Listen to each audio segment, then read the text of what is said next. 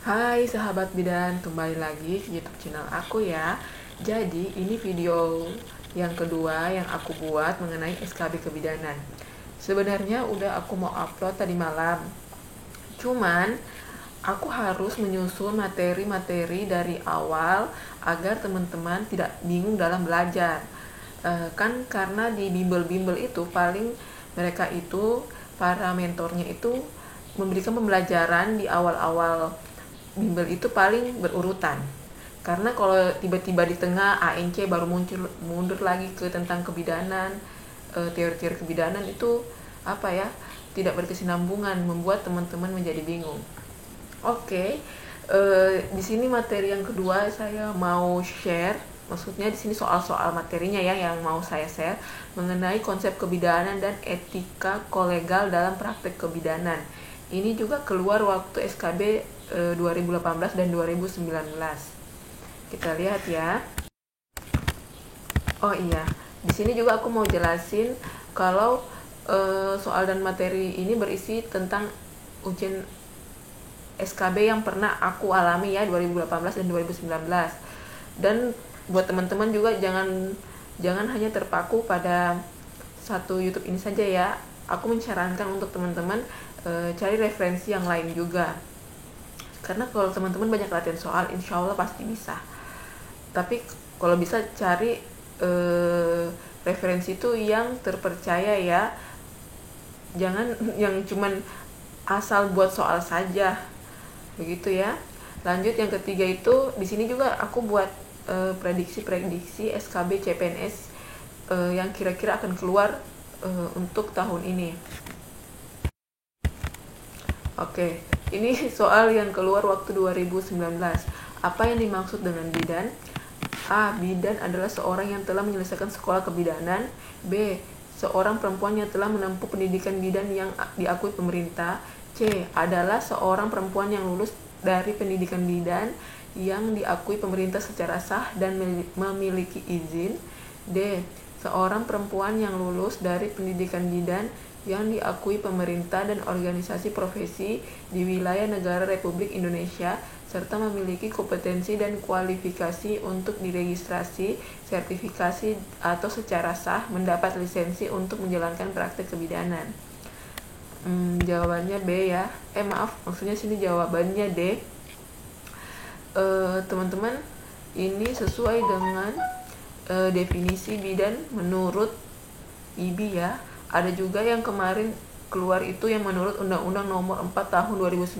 Ini Undang-Undang Kebidanan yang terbaru ya. Jadi teman-teman bisa ditekankan pengertian bidan itu adalah seorang perempuan ya yang lulus. Terus jangan lupa di sini untuk diregistrasi sertifikasi. Nah, itu yang biasa di soal-soal itu diputar-putar. Jadi teman-teman harus mengerti diregistrasi dan tersertifikasi. Oke, teman-teman. Oke, ini soal kedua ya. Peran bidan dalam promosi kesehatan meliputi A. Pelaksana, pendidik, pengatur. B. Pelaksana, pendidik, pengatur, dan peneliti. C. Advokator dan edukator. D. Advokator, edukator, fasilitator, dan motivator. Jawabannya adalah D. Advokator, edukator, fasilitator, dan motivator. Kalau opsi B itu pelaksana, pendidik, pengatur, dan peneliti, dia masuk dalam peran bidan dalam pelayanan kesehatan. Ini kemarin sempat keluar, tapi dia yang saya dapat dalam bentuk cerita. Nanti kita bahas ya, di bawah situ ada bentuk cerita yang saya buat. Ini juga penting ya, peran bidan dalam promosi kesehatan. Kalau waktu sekolah itu yang lebih banyak itu peran bidan dalam pelayanan kesehatan ya, yang opsi B. Tapi ujian CPNS ini dia merangkum semuanya, semua mengenai kebidanan.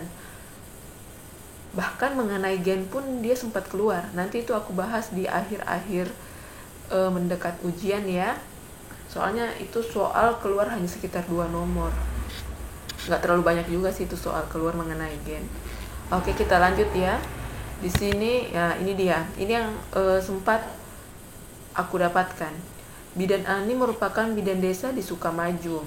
Hari ini Bidan Ani ke kantor Bupati membawa proposal untuk penggalangan dana persalinan bagi yang tidak memiliki biaya persalinan dan tidak memiliki kartu kesehatan BPJS atau jam persal. Peran Ani di sini sebagai bidan: A. Pelaksana, B. Fasilitator, C. Advokator, D. Pengatur. Jawabannya C. Advokator ya.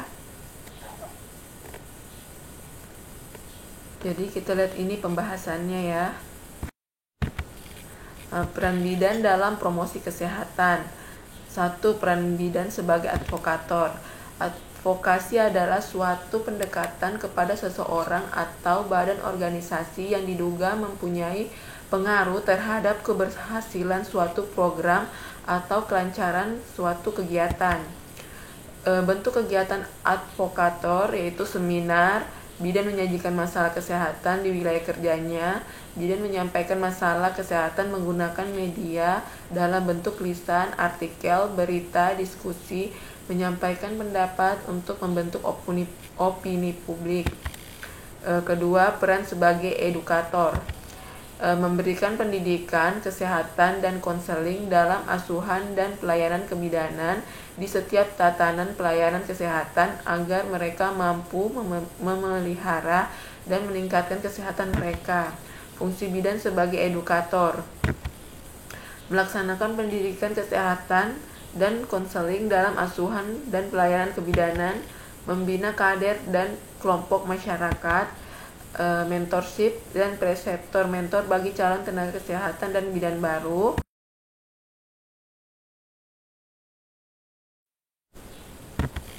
Peran bidan sebagai fasilitator. Bidan mempunyai tanggung jawab untuk mengkondisikan iklim kelompokan harmonis serta memfasilitasi terjadinya proses saling belajar dalam kelompok. Peran bidan sebagai motivator. Upaya yang dilakukan bidan sebagai pendamping adalah menyadarkan dan mendorong kelompok untuk menggali potensi dan masalah dan dapat mengembangkan potensinya untuk memecahkan masalah itu. Tetapi dalam pelaksanaan profesinya, bidan memiliki peran sebagai pelaksana, pengelola, pendidik, dan peneliti. Jadi bisa dibedakan ya, peran bidan dalam promosi kesehatan dan peran bidan dalam pelayanan kebidanan. Jangan sampai ketukar ya teman-teman. Fungsi bidan antara lain melakukan evaluasi, pengkajian, survei, penelitian yang dilakukan sendiri atau berkelompok dalam lingkup pelayanan kebidanan, melakukan penelitian kesehatan keluarga dan keluarga berencana. Dari wacana di atas, fungsi bidan sebagai A. Preventif, B. Pelaksana, C. Pengatur, D. Peneliti. Jadi di sini fungsi bidan adalah D ya, peneliti, karena dia melakukan penelitian.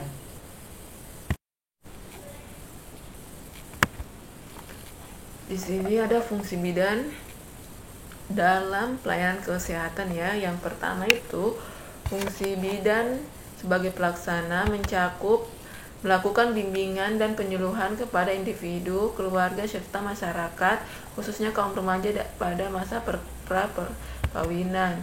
Melakukan asuhan kebidanan untuk proses kehamilan normal, kehamilan dengan kasus patologi tertentu, dan kehamilan dengan risiko tinggi. Ketiga, melakukan penolongan persalinan patologi. Keempat, merawat bayi segera setelah lahir, bayi normal dan bayi berisiko tinggi. Kelima, melakukan asuhan kebidanan pada ibu nifas. Keenam, memelihara kesehatan ibu dalam masa menyusui. Ketujuh, melakukan pelayanan kesehatan pada anak balita prasekolah. 8, memberikan pelayanan kesehatan keluarga berencana sesuai dengan wewenangnya. 9, memberikan bimbingan dan pelayanan kesehatan untuk kasus gangguan sistem reproduksi termasuk wanita pada masa klimakterium, internal, dan menopause sesuai dengan wewenangnya. Fungsi bidan sebagai pengelola mencakup kelompok masyarakat sesuai dengan kondisi dan kebutuhan masyarakat setempat yang didukung oleh partisipasi masyarakat. Pertama, mengembangkan konsep kegiatan pelayanan kebidanan bagi individu, kelompok, masyarakat sesuai dengan kondisi dan kebutuhan masyarakat setempat. Kedua, menyusun rencana pelaksanaan pelayanan kebidanan di lingkungan unit kerjanya. Ketiga, memimpin koordinasi kegiatan pelayanan kebidanan. Keempat, melakukan kerjasama serta komunikasi inter dan antar sektor yang terkait dengan pelayanan kebidanan. Kelima, memimpin evaluasi hasil kegiatan tim atau unit kerja kebidanan. Fungsi bidan sebagai pendidik mencakup A. Memberikan penyuluhan kepada individu, keluarga, dan kelompok masyarakat terkait dengan pelayanan kebidanan dalam lingkup kesehatan serta KB. B. Membimbing dan melatih dukun bayi serta kader kesehatan sesuai dengan tanggung jawab bidan. C. Memberi bimbingan kepada para peserta didik dalam kegiatan praktik di klinik dan di masyarakat. D. Mendidik peserta didik bidan atau tenaga kesehatan lainnya dengan sesuai bidang keahliannya. Fungsi bidan sebagai peneliti mencakup melakukan evaluasi, pengkajian survei, penelitian yang dilakukan sendiri atau berkelompok dalam lingkup pelayanan kebidanan. 2. Melakukan penelitian kesehatan keluarga dan keluarga berencana.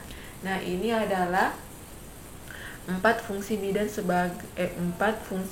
dalam pelayanan kebidanan ya. Oke teman-teman bidan, sekian dulu ya dari saya.